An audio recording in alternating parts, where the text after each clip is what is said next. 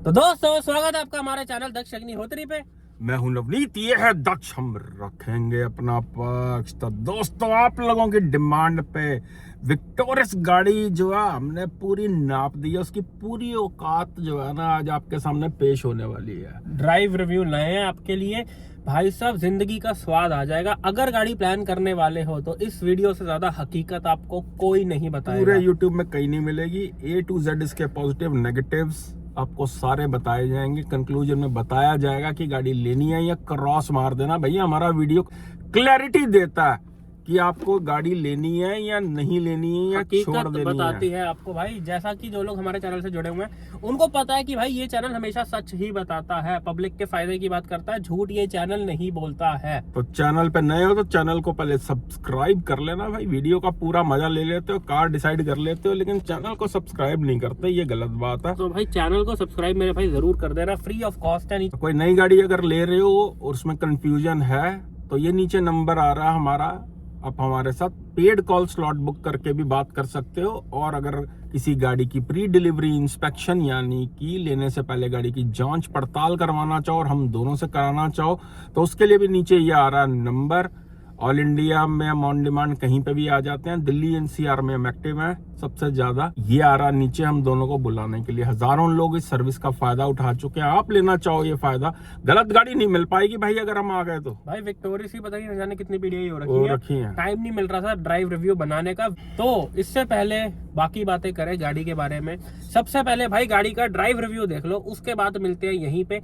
Negative, positive, conclusion, should you buy, सारी बातें करेंगे। ग्रैंड विटारा हाई राइडर के कंपैरिजन में कैसी है, क्रेटा सेल्टोस के कंपैरिजन में कैसी है, उसके बारे में भी बात करेंगे। पहले ड्राइव रिव्यू देख लो, फिर यहीं पे मिलते हैं।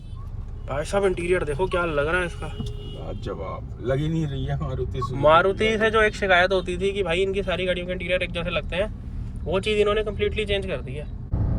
थोड़ा सा वोकल है इंजन है ना, बस हार्ड प्रेस करने पे क्या हो रहा है कि वोकल हो रहा है इंजन। मतलब शहर के लिए तो बहुत बढ़िया ये तो भाई मामला। और फीचर भी सब भी आ जाते हैं। स्टीयरिंग पे ऐसा लग रहा है जैसे नकली सा वेट दे रखा, लेकिन ये है कि कॉन्फिडेंस पूरा आ रहा है। वेंटिलेशन इसकी सीट शोर कितना कर रही है। पावर जनरेट कर रही है लेकिन शोर मचाती है। जब पावर जनरेट कर रही है वो अंदर तक नोट फील हो रहा है, मतलब वो फील हो रहा है कि इंजन एफर्ट ले रहा है। बाकी कहीं पावर में कोई कमी नहीं लग रही है। सिटी में तो नहीं लग रही है। हाँ, इसकी माइलेज रीसेट करते हैं अभी। अब बताएगी, देखियो 20 की माइलेज देगी। नॉर्मली चलाना है इसको सिटी में जैसे। हाँ सिटी में जैसे चलती है वैसे ही चला रहा हूँ। न्यूटन देखो, सस्पेंशन सॉफ्ट है। हाँ बढ़िया, ये देख सॉफ्ट है सस्पेंशन। भाई साहब 13.9 की माइलेज शो कर रही है। अभी तो स्टार्ट हुई है। ओ भाई साहब 15.2। ये मैं गारंटी के साथ लिख के दे रहा हूँ, अगर ये कोई और पेट्रोल गाड़ी होती, क्रेटा, एलिवेट, कोई भी, तो वो इस समय 4 की शो कर रही होती। ओ भाई साहब माइलेज देखो 23.2। भाई साहब माइलेज मशीन। 23 की माइलेज तो मैंने हाईवे पे भी नहीं देखी। 28.9। भाई साहब मतलब अगर आप सॉफ्ट फेदर टच चलाओ इसको तो ये आराम से सिटी में 25 प्लस माइलेज निकाल के देगी। और यार प्रीमियमनेस, कंफर्ट बहुत है, सीट की बकेट फिटिंग बहुत अच्छी है भाई साहब। माइलेज है ये। जैसे ही आप हार्ड प्रेस कर रहे हो तो माइलेज गिरती है, बिकॉज फिर वो इंजन पे आ जाती है ना गाड़ी। लेकिन अगर ये सिटी में 16, 17, 18 निकाल रही है तो ये चमत्कार है। 20 निकालेगी ये हर कंडीशंस में लाके, मिक्स कंडीशंस। वाह। और चला के ना फील हो रहा कि भाई पैसा खर्चा हुआ। मतलब कहीं से भी आपको डिग्रेड नहीं फील हो रहा कि अंदर की प्रेजेंस को देख के, राइड क्वालिटी को देखते हुए, सस्पेंशंस को देखते हुए। ये तो है। और जैसे कि ओवरटेक लेनी है तो वोकल हो गया इंजन, ये देख। लेकिन ऐसा नहीं है कि काम नहीं कर रहा, काम कर रहा, पावर बना रहा। सबसे जरूरी ये है कि आपको ओवरटेक लेते हुए डर नहीं लगना चाहिए, तो वो चीज नहीं है। डिसेंट पावर जनरेट कर रहा है। तो ऑब्वियसली बात है, जो चीज फ्रंट टू ड्राइव होगी वो तेल भी पिएगी। ये आपको सिटी में मरे से मरे कंडीशन में भी 17, 18, 16, 17, 18, 19 की माइलेज निकाल के देगी। और अगर आप लंबा जाते हो सिटी में तो 20 प्लस दे देगी। सिटी में इससे ज्यादा पावर चाहिए ही नहीं होती बंदे को। और ये बनाई ही सिटी के लिए, हाइब्रिड होती ही सिटी के लिए। स्लो कंडीशंस में चलाते रहो। इस समय भी देख ले 18.5 की माइलेज ऊपर से। बट ये है कि ये गाड़ी बोल रही है कि मैं तेज चलाने वाली चीज नहीं हूँ, आपको बताती है ये कि भाई इंजन वोकल हो रहा है मेरा। प्यार मोहब्बत से, इश्क मोहब्बत से चलाते रहो, पूरा दिन चलाते रहो इस गाड़ी को, आप थकोगे नहीं। लेकिन ये कि एक्यूरेट है स्टीयरिंग। ये देखिए मैंने टर्न लिया ना, टर्निंग रेडियस देखिए कैसे घूम के वापस आ रहा, ये देख। ओहो, फर्स्ट क्लास, बिल्कुल सेंटर में आ गया। हल्का सा बॉडी रोल है गाड़ी में। एक्चुअली लंबी बहुत है ना गाड़ी। थाई सपोर्ट कम नहीं लग रहा? थाई सपोर्ट कम है थोड़ा। अगर मैं पूरा पीछे होके बैठूं तब भी कम लग रहा है। थाई सपोर्ट थोड़ा सा कम है, लेकिन सीट वैसे कंफर्टेबल है बहुत। सीट वैसे कंफर्टेबल है, थोड़ी सी टांग बाहर निकल रही है क्योंकि लेदर आई सीट में ज्यादातर क्या होता है, हार्ड होता है, स्टिफ होता है, लेकिन ये सॉफ्ट है, बहुत सॉफ्ट है। ये कंफर्ट बहुत अच्छा। कुशनिंग देखो कितनी बढ़िया। पहले तो इसको डिसेंटली सिटी में चलाते हैं जैसे हर कोई चलाएगा लेने के बाद। जो मेरे को बताऊं क्या फील हो रहा है, ये चीज एक तो बहुत अटक रही है विजिबिलिटी में।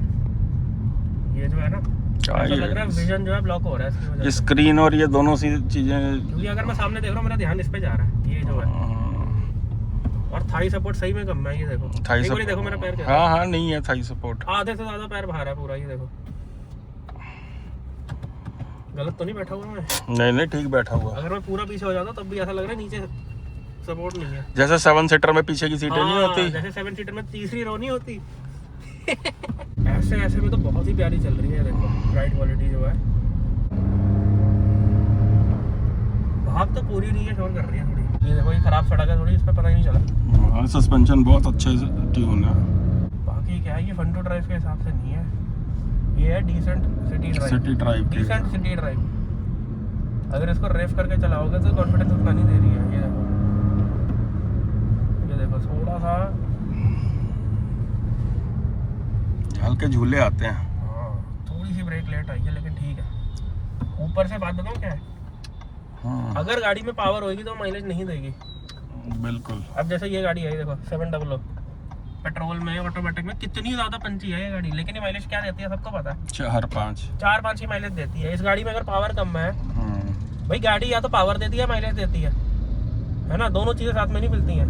एक ही मिलेगी, या तो पावर ले लो लेकिन फिर माइलेज मत देखो, फिर माइलेज आएगी 7-8 की आएगी, 6-7-8 की आएगी। दोनों हाथ लगाने पड़ेगा ऐसे करके चलाने में। बेसिकली ये गाड़ी ये सब सोच के बनाई नहीं गई है, ये गाड़ी इन्होंने ये सोच के बनाई है, डिसेंट सिटी ड्राइवर है ये, इसको तमीज से चलाओ और ये माइलेज देखो इसकी कितनी बढ़िया देती है। इसको क्रूज पे लगा दो 40 के आसपास, बहुत ही बढ़िया माइलेज निकाल के देगी ये शहरों के ट्रैफिक के लिए, और डिसेंट सी पावर है। ड्राइव क्वालिटी सेम है। हाँ वो तो सेम ही होगी, माइलेज में फर्क होएगा थोड़ा, और रिफाइनमेंट में बहुत फर्क होएगा। ये माइल्ड है, ये प्रॉपर हाइब्रिड है। शोर तो ये भी मचाता अगर हार्ड पुश करो तो। नेचुरली एस्पिरेटेड है ना, लेकिन इसमें वो हार्शनेस नहीं है वो जैसे उसमें आ रही है। प्यार मोहब्बत से चलाओ तो ये भी बढ़िया चल रहा है, लेकिन खींचो तो पता चल रहा है कि सोच रहा है ज्यादा गियर बॉक्स खींचने पे। बेसिकली कोई पावर के लिए तो ये गाड़ी बनाई नहीं है। ये बनाई है कंफर्ट के लिए और माइलेज के लिए। ये शोर ज्यादा मचा रहा, काम कम कर रहा है गियर बॉक्स। तो दोस्तों ये आपने देखा भाई साहब विक्टोरियस गाड़ी का ड्राइव रिव्यू। तो फर्स्ट इंप्रेशन क्या लगे गाड़ी के? भाई प्रेजेंस वाइज तो पता लगता है किसी महंगी गाड़ी की चोरी मारी है इन्होंने जो है, और प्रेजेंस तो अच्छी खासी लग रही है उसके फ्रंट से। मेरे को ये एग्जैक्ट टिगवान आर-लाइन जैसी लगी गाड़ी, फॉक्सवैगन की टिगवान आर-लाइन। और पीछे से लाइट ऐसी है इसकी जैसे वो 9EV की नकल मार के बीच में से कट मार दिए होते हैं केक की तरह।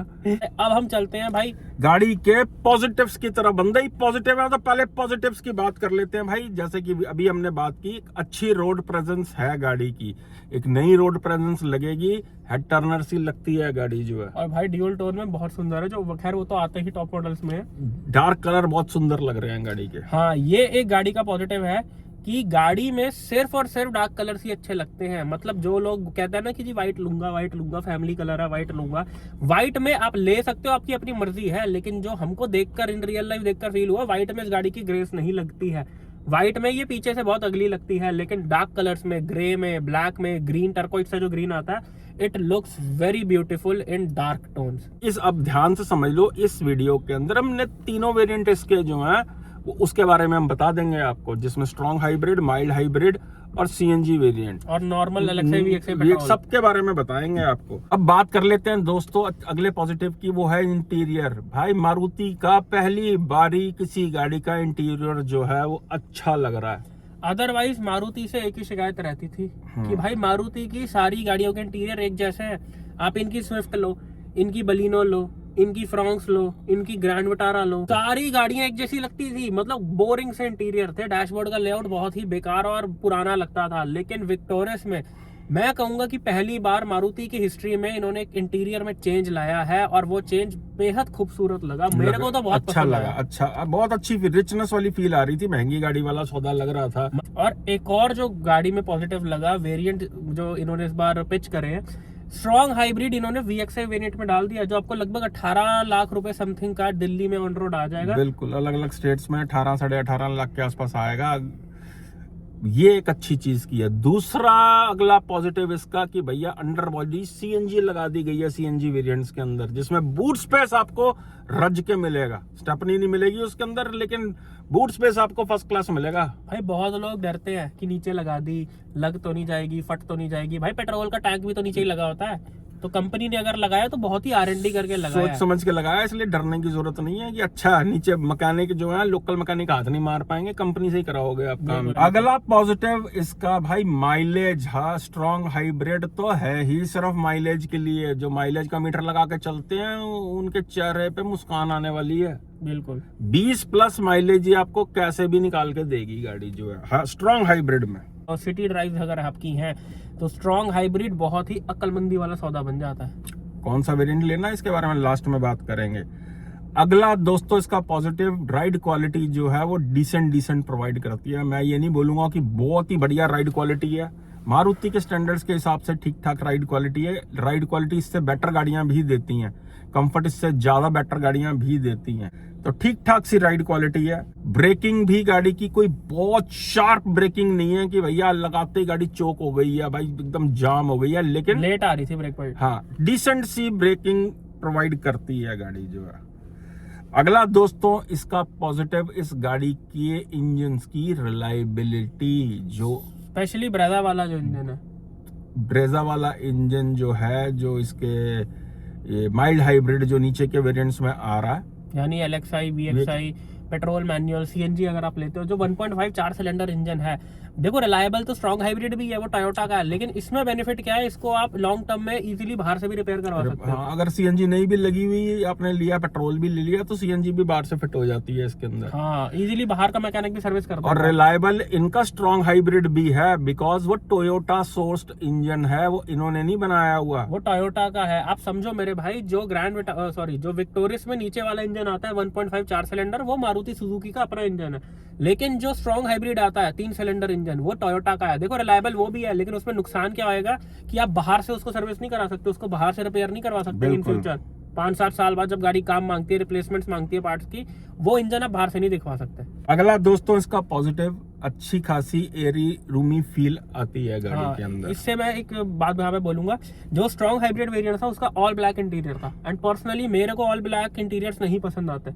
मेरे को थोड़ी सी क्रीम लुक, थोड़ी बेज लुक, इस टाइप का लुक पसंद आता है, जो नॉन हाइब्रिड हाँ, वेरिएंट में है इनके। बिल्कुल, तो वो एक अच्छी चीज थी। अगर आप नीचे का वेरिएंट भी लेते हो एलएक्सआई वीएक्सआई में, तो हाँ, कैबिन खुला खुला लग रहा था आपको, क्या कहते हैं, कंजस्टेड कहीं से फील नहीं हो रहा था। जैसे कुछ लोगों को होता है ना, गाड़ी में ज्यादा बैठा नहीं जाता, बिल्कुल, कुछ लोगों के फैमिली मेंबर्स होते हैं कि ज्यादा देर गाड़ी में नहीं बैठ सकते जी। अगला पॉजिटिव दोस्तों, very good chauffeur driven car. अगर ड्राइवर ने चलानी है, आपने पीछे बैठना है, और इस गाड़ी के कैरेक्टर पे सूट करता है शॉफर ड्रिवन की गाड़ी, ड्राइवर चला रहा है और ओनर जो है पीछे बैठा हुआ है। इसके कैरेक्टर पे सूट करती है वो चीज। आप देखो कितने एग्जीक्यूटिव लुक्स हैं इस गाड़ी के, तो वो पूरा इसके साथ एकदम कॉम्बिनेशन बढ़िया बनता है, ड्राइवर का और आपका। अब बात कर लेते हैं दोस्तों इसके नेगेटिव्स की। आपका बाइंग डिसीजन, अगर आप ये गाड़ी ले रहे हो, तो इस जो है नेगेटिव्स के पॉइंट बेस पे आपका बाइंग डिसीजन बनने वाला है, तो बिना स्किप करे ध्यान से देखना। बिल्कुल देखना। पहली चीज, पहला नेगेटिव, अगर आप कार एंथुसियास्ट और पंजा दबा के चलाने का शौक है, तो कोई भी वेरिएंट आपके लेने वाला नहीं है, क्रॉस मार देना इस गाड़ी पे। Strictly not for car enthusiast. जो कार एंथुजियास्ट मतलब जिसको खुजली है कि मैं गियर दबाऊं गाड़ी रॉकेट की तरह चले, तो उन लोगों के लिए गाड़ी नहीं है। बिल्कुल बिल्कुल भी नहीं है। ये पहले ही Dynamics पॉइंट ऐसे में नहीं आपको है। क्लियर कर दिया, फिर आप क्रॉस मार देना, फिर नहीं लेनी है ये गाड़ी, बिल्कुल क्योंकि नेचुरली एस्पिरेटेड इंजन है, एक हाइब्रिड इंजन है इसके अंदर, तो दोनों ही इंजन पंजा दबा के नाप के चलाने वाले नहीं है। अगले इसके नेगेटिव की तरफ चले, कि स्टीयरिंग पे नकली सा वेट फील होता है। बहुत ज्यादा हैवी कर रखा है, डुप्लीकेट सा स्टीयरिंग पे वेट दे रखा है। आप टेस्ट ड्राइव लेना, आपको समझ आ जाएगी। भाई हम पूरे वीडियो के अंदर कोई भी ऐसी बात नहीं करते जो आपसे रिलेट ना करे, आप खुद चला के देख लेना, चाहे एक एक पॉइंट सच्चा निकलेगा ये। बिल्कुल स्टीयरिंग पे लग रहा था वेट थोड़ा सा आर्टिफिशियल हैवी लग रहा था। आर्टिफिशियल हैवी लग रहा था, हाँ हाई स्पीड पे ठीक ठाक सा लग रहा है वो, लेकिन कहीं ना कहीं सिटी मैन्यूवर करने में एक बारी चला के देख लेना कि आपको हैवी तो नहीं फील हो रहा। बिल्कुल। अगला जो इसका नेगेटिव दोस्तों सिटी ड्राइव के हिसाब से हमको फील हुआ वो ये था कि कार फील्स बल्की। मतलब कहने का मतलब ये है कि जब आप गाड़ी चलाते हो तो फील होता है कि भाई बहुत बड़ी भारी गाड़ी चल रही है, बड़ी साइज की गाड़ी चल रही है। जैसे कुछ गाड़ियां होती हैं जो साइज में बड़ी होती हैं, लेकिन चलाकर आपको लगता है कि you are driving a hatchback. जैसे मैं कुछ गाड़ियों के नाम लूंगा, इसके कंपटीशन में तो नहीं आते, लेकिन मैं एक एग्जांपल के लिए दे रहा हूँ। जैसे XUV 700 हो गई, हैरियर वगैरह हो गई। इस साइज की गाड़ियां इतनी बड़ी होने के बावजूद भी स्टीयरिंग पे ऐसा लगता है कि आप छोटी सी गाड़ी चला रहे हो। इस गाड़ी में फील हो रहा था कि भाई गाड़ी बड़ी है। बिल्कुल, इसको ये मत समझना कि सिनेरियो साइज की है, ये पता लग रहा था कि बहुत मतलब डायमेंशंस में बड़ी गाड़ी है, वो फील हो रहा था। स्टीयरिंग में फीडबैक तो ऐसे दे रखा है जैसे बहुत ही एंथुजियास्ट लोगों के लिए गाड़ी बनाई गई है। स्टीयरिंग फीडबैक थोड़ा सा लाइट करना चाहिए था इस गाड़ी का, जो मुझे पर्सनली फील हुआ।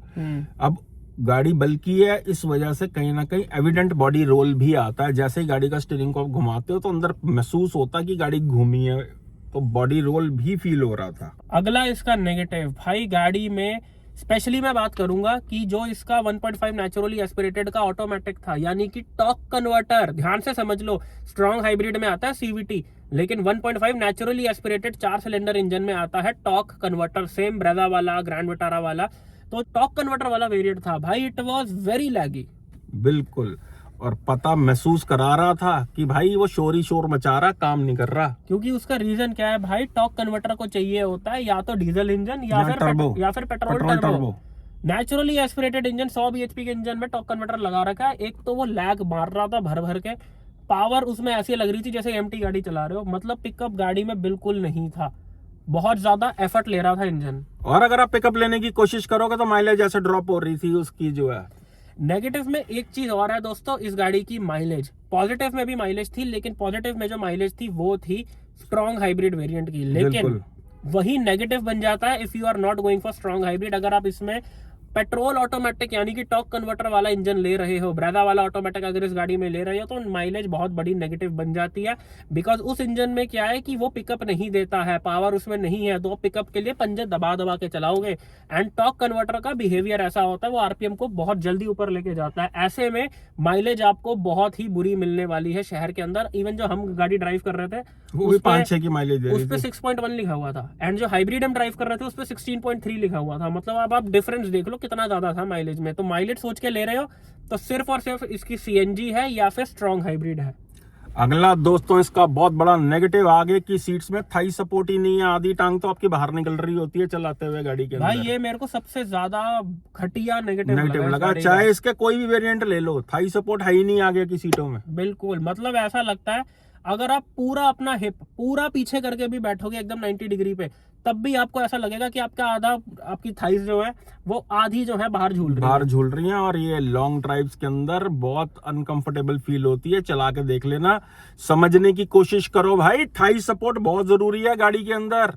सिर्फ घुटने की मूवमेंट होनी चाहिए, आधी टांग की नहीं, थक जाएगा बंदा लंबा चलाते हुए। पीछे का थाई सपोर्ट फिर थोड़ा बेटर था, तभी हमने इसे शॉफर ड्रिवन कार बोला कि पीछे का बेटर था। भाई गाड़ी लेते हुए आपको A to Z उसके प्रोज एंड कॉन्स पता होने चाहिए कि जो भाई हम बच्चे को अपना बनाने लगे हैं, अपने परिवार में लाने लगे हैं, वो उस काबिल भी है या नहीं। सीट वैसे बहुत कंफर्टेबल थी गाड़ी की, बहुत ही कुशनिंग बहुत कंफर्टेबल थी। दूसरा, 5 लोगों के हिसाब से बैक सीट जो है 3 लोग कंफर्टेबली नहीं बैठ पाएंगे इसके अंदर, कंधे जुड़ेंगे। बिल्कुल प्रॉपर 5 सीटर देख रहे हो तो और भी बहुत सारी गाड़ियां आती हैं इसके अंदर, कहीं ना कहीं ये कमी लग रही थी। 2 बंदे बैठने के बाद बीच में स्पेस नहीं बच रहा था। तो दोस्तों ये थे गाड़ी के कुछ नेगेटिव्स और कुछ पॉजिटिव्स। अब बात करते हैं ग्रैंड विटारा से कंपेयर करें या पहले ग्रैंड विटारा से। अब बात कर लेते हैं दोस्तों ग्रैंड विटारा और हाई राइडर के कंपैरिजन में ये गाड़ी कैसी है। भाई देखो मोर और लेस सेम ही थी, लेकिन मैं एक बात बोलूंगा, प्रेजेंस इसकी ग्रैंड विटारा से मेरे को बहुत बेटर लगी, क्योंकि जब हम इस गाड़ी को देख रहे थे तो वहां पे इसके सामने ही ग्रैंड विटारा खड़ी हुई थी, एंड ग्रैंड विटारा को देखने का मन नहीं कर रहा था विक्टोरियस देखने के बाद। एक तो रिफ्रेशिंग कलर्स जो इसमें आए हैं, बिल्कुल। अब भाई वो कलर कितने साल तक वैसे के वैसे ही रहेंगे ये तो मारुति बताएगी, बिकॉज इनके पेंट क्वालिटी कोई बहुत अच्छे नहीं होते, लेकिन ग्रैंड विटारा के सामने ये गाड़ी खड़ी बहुत ही खूबसूरत लग रही थी, लाजवाब लग रही थी। मैंने शुरू में भी बोला रोड प्रेजेंस बहुत बढ़िया। रही बात सीएनजी वेरिएंट्स की, तो भाई साहब क्रॉस ही मार देना अगर ग्रैंड विटारा और हाई राइडर के सीएनजी ले रहे हो। अंडर बॉडी सीएनजी मिल रही है आपको इसके अंदर, उसमें तो डिक्की ही नहीं है, उसमें तो बूट स्पेस ही नहीं मिलता। फैमिली के साथ जाओगे कहाँ पे? जब तक चलो नहीं थी ये ऑप्शन तब तक वो थी चॉइस में। भाई टाटा बड़ी उछल रही थी जी, आई सीएनजी ड्यूल सीएनजी, मारुति ने कहा लो भाई लो, उन्होंने हथौड़ा ही मार दिया कि लो भाई पूरी डिक्की लो, नीचे फिट कर दी सीएनजी। ये तो वही बात हुई कि घी सीधी उंगली से नहीं निकल रहा, तो भाई डब्बा ही उल्टा कर दिया। ले लो आप देखो ट्रेंड चेंज कर देगी ये गाड़ी, खासकर सीएनजी वेरिएंट्स के अंदर फटने वाली है। अब हम बात कर लेते हैं कंक्लूजन फाइनल वर्डिक्ट की। अगर आप सीएनजी वेरिएंट ले रहे हो तो भाई LXi और VXi से ऊपर कतई मत जाना, बल्कि मैं तो बोलूंगा इस गाड़ी में LXi VXi से ऊपर जाना ही मत। चाहे आप कोई भी वेरिएंट ले रहे हो, अगर आप हाइब्रिड भी ले रहे हो तो लेने वाला वेरिएंट है VXi। बाकी कंगलापन कर रखा VXi के अंदर भी, बहुत ही कंगलापन बोलते हैं इसको, कि सिर्फ आगे के स्पीकर दे रखे हैं पीछे स्पीकर ही नहीं है। मतलब 18 लाख रुपए में भी आपको ऐसी गाड़ी मिल रही है जिसमें पीछे वाइपर नहीं है, पीछे स्पीकर नहीं है, मतलब बेस मॉडल से ऊपर वाला मॉडल है वो। लेकिन अगर आपकी भाई ज्यादा चलती है गाड़ी और आपको स्ट्रॉन्ग हाइब्रिड की तरफ ही जाना है तो VXi एक रिकमेंडेड वेरिएंट है जो आप ले सकते हो। इसका डिसेंट सी राइड क्वालिटी देगा, सिटी में चलाने के लिए बहुत बढ़िया है। अब बात करते हैं कि किस टाइप के कस्टमर को ये गाड़ी लेनी चाहिए। देखो ये गाड़ी बेसिकली उन लोगों के लिए है जिनको गाड़ियों का बिल्कुल भी शौक नहीं है, जिनके लिए गाड़ी सिर्फ A to B स्पेस जाने का साधन है, जिनके लिए गाड़ी का मतलब गाड़ी है भाई कि गाड़ी ले ली है, कि घर पे 4 लोग हैं, एक फ्रिज है,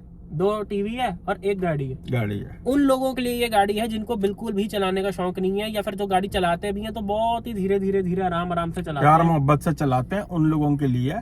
और बात रही अगर कोई ड्राइविंग एंथुसियास्ट है तो इसका पेट्रोल मैनुअल ले सकता है, वो नॉन हाइब्रिड वाला। हाँ, अगर आपको लेनी जो ब्रीजा वाला इंजन जो नीचे के वेरिएंट में LXi VXi के अंदर मैनुअल आता है, वो कहीं ना कहीं थोड़ा बहुत फन टू ड्राइव है। ऑटोमेटिक के साथ कोई फन नहीं है, हाइब्रिड में कोई फन नहीं है, सिर्फ माइलेज है हाइब्रिड में। और मैनुअल में अगर फन के हिसाब से चलाओगे तो माइलेज कुछ भी नहीं आएगी। बिल्कुल। तो ये गाड़ी आप ले सकते हो अगर आपको डिसेंट सोफिस्टिकेटेड लुक्स वाली अच्छी एक डिसेंट फैमिली कार चाहिए, जो आपको अच्छी खासी माइलेज भी निकाल दे, रीसेल वैल्यू भी बढ़िया रहे, बाहर से सर्विस वगैरह भी हो जाए, स्पेयर पार्ट भी बाहर से ओरिजिनल सस्ता मिल जाए, उस टाइप के कस्टमर के लिए ये गाड़ी बेस्ट है। ये गाड़ियां सिर्फ एक सिक्योरिटी है कि आपने गाड़ी ले लिया, सीएनजी ली जा सकती है इसके अंदर, बिकॉज जो टेक्नोलॉजी दी है ना इन्होंने, सीएनजी में LXi VXi लिया जा सकता है और हाइब्रिड के अंदर सिर्फ VXi लिया जा सकता है। भाई 22 लाख रुपए 23 लाख रुपए का इसका जो स्ट्रॉन्ग हाइब्रिड जो है ना, खरीद मत लेना, उससे बेटर 22 लाख के पटाखे जला देना, ज्यादा स्वाद दे देंगे आपको वो। अगर हमें भी कोई वेरिएंट लेना होगा तो इसका LXi CNG या VXi स्ट्रॉन्ग हाइब्रिड खरीदेंगे, इससे ऊपर इस गाड़ी में कभी नहीं जाएंगे। और अगर नेचुरली एस्पिरेटेड वाला इंजन जो 4 सिलेंडर वाला इंजन है, उसके अंदर भी अगर आपको ऑटोमेटिक की तरफ जाना है, वैसे तो मत ही जाना भाई, हाथ जोड़ के विनती है, माइलेज नहीं देता वो बिल्कुल, ना पावर है। अगर आपको लेना ही है फिर भी, तब भी VXi से ऊपर मत जाना, माइल्ड हाइब्रिड नोट कर लो, कंफ्यूज मत होना, माइल्ड हाइब्रिड के अंदर भी VXi से ऊपर मत जाना। बिल्कुल। तो दोस्तों यही थी आज की वीडियो। आई होप वीडियो आपको बहुत पसंद आई हो। आपका क्या ओपिनियन है विक्टोरियस के बारे में? क्या आप ये गाड़ी ले चुके हैं? क्या आप ये गाड़ी चला चुके हैं तो एक बार अपना फीडबैक हमें कमेंट्स में जरूर बताना। आपका ओपिनियन हमारी बातों से कितना मैच कर रहा है कमेंट्स में जरूर बताना। और अगर आपने ली है तो क्या माइलेज ले रहे हो और कैसी चल रही है गाड़ी? भैया मोर और लेस गाड़ी तो वही है जो इतने सालों से ये दे रहे हैं, इंजन भी वही है, शक्ल बदल दी है बस। तो वीडियोस में जुड़े रहा करो, चैनल को सब्सक्राइब कर लिया करो। इतना डिटेल्ड वीडियो भाई दूसरा देखने को नहीं मिलेगा आपको कहीं पे। बाप बेटे की जब जोड़ी आती है ना तो सारी गाड़ियों का वैसे धुएं निकल जाते हैं। सही बात है। और हमारा रिव्यू लेट जरूर होता है, लेकिन भाई इतना सटीक होता है कि आप कार डिसाइड करते हुए ना कभी गलती नहीं कर सकते। अगर फिर भी कंफ्यूजन हो रही है तो नीचे हमारा नंबर नंबर आ रहा है, आप कॉल स्लॉट बुक करके हमसे बात कर सकते हो। और नई गाड़ी की पीडीआई करानी हो, उसके लिए विक्टोरियस हो चाहे कोई भी गाड़ी हो, भैया हम ऐसा नाप देंगे उसको, आपके बिहाफ पे हम चेक करेंगे चाहे गाड़ी को। 6 लाख की हो चाहे 60 लाख की हो, हमारे हाथों से कोई कोई गाड़ी बचती। नहीं बच सकती, चाहे हो ऑल्टो चाहे हो पोर्शे, चाहे वो ऑटो चाहे वो automatic. Automatic. Love you all. ਚੱਕ ਦਿਓ ਕੰਮ ਨੂੰ ਤਾਂ ਕਿੱਦਾਂ ਦਾ ਲੱਗਾ ਰਿਵਿਊ, ਜਰਾ ਕਮੈਂਟ ਕਰਕੇ ਦੱਸੋ ਕਿ ਦੇਰ ਆਏ ਦੁਰਸਤ ਆਏ ਕਿ ਨਹੀਂ, देर आए तंदुरुस्त आए। ਤੰਦਰੁਸਤ ਆਏ ਕਿ ਨਹੀਂ।